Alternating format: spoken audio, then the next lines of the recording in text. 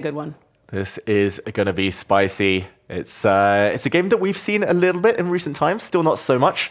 Of course, they didn't play each other for a few years, but now to decide Title Tuesday, it feels like the winner here will be the favorite for the rest of the event. This is the final game as well before the second break. Momentum will be on the side of whoever wins. Ooh. Magnus plays the 4 knights. This has a very drawish reputation.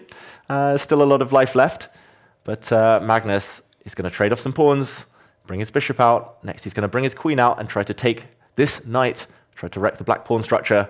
Magnus is playing a safe-ish opening. Do you think it's more important to him to win the entire Title Tuesday than it is to get the perfect 11 out of 11?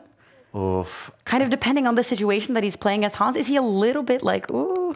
Yeah, I think this opening has shown that Magnus just wants the tournament victory. Yeah. He's half a point ahead, and he knows that he'll stay half a point ahead with a draw.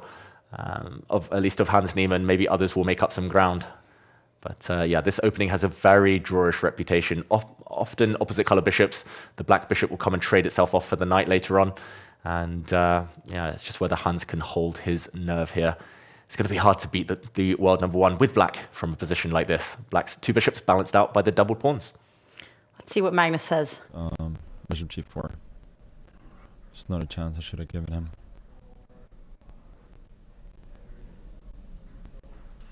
Oof.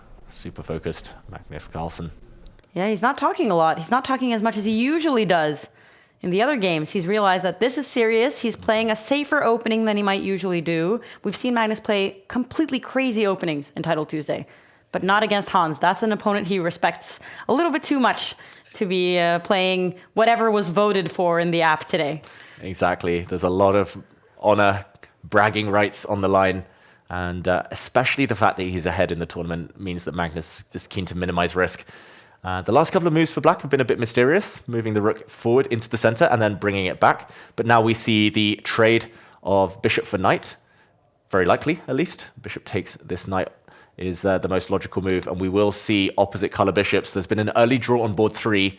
That's also good news for Magnus Carlsen. If he holds this game, draws against Hans Niemann, it means that he will maintain a decent lead over the rest of the pack. First, there was an attack on this pawn. The white king defended it. The white bishop drops back now. Still slightly better for white due to the better pawn structure. Black with the doubled pawns here. So something for Magnus to play for. It is his type of position as well. Grindy endgame. And he has played very fast, but so has Hans. They both seem to kind of know where this game has been going the whole way so far. But Magnus does have a way more active king, and they do have opposite color bishops. So it will be interesting to see if any of them take any risks from this point out.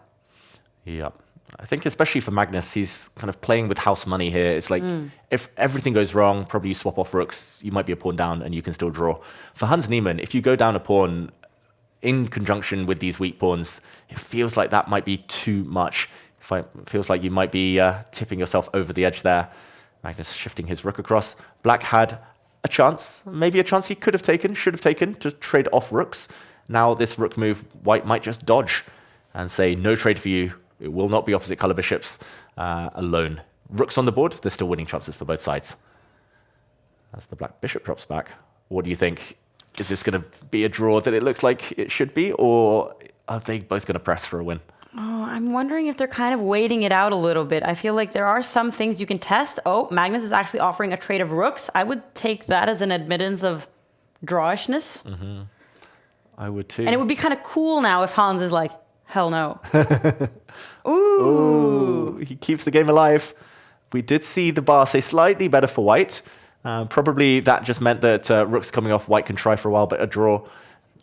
I think that was brave, Hans Niemann, but it might be brave that backfires because the black king is going to get kicked back soon to a really bad square. Magnus can shift across to this side as well, hit a pawn.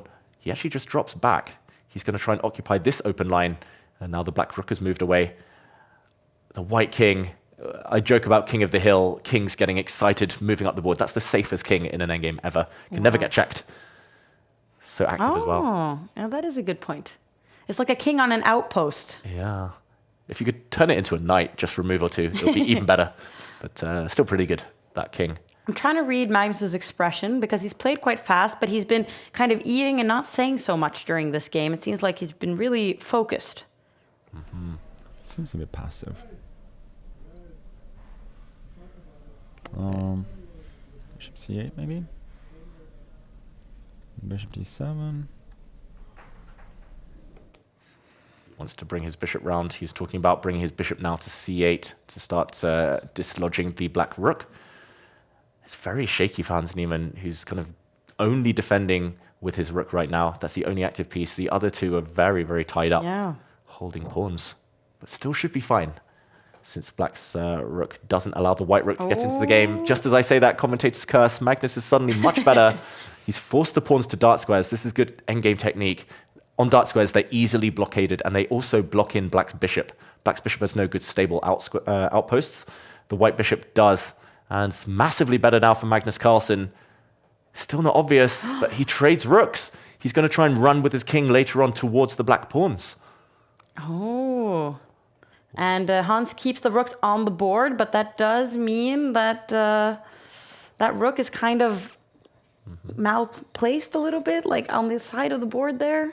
It's very stuck, right? Yeah. It's got no good squares to go to. I'm expecting Magnus to drop his bishop back in the near future and then try to kind of slide over and just lock in the black rook. Hans pushes a pawn. Magnus now is massively better on the eval bar, almost winning. He pushes his pawn forward again. This is typical Magnus Carlsen. He loves putting a pawn as close to promotion as possible and watch that pawn become a new queen. Magnus's pawns usually do queen in endgames.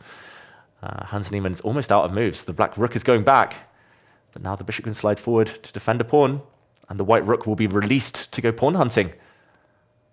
Magnus is on the brink of winning in what looked like a dead-drawn endgame. And it doesn't seem like his reaction has been changing that much. It doesn't seem like he's not at Julian levels of reactions yet.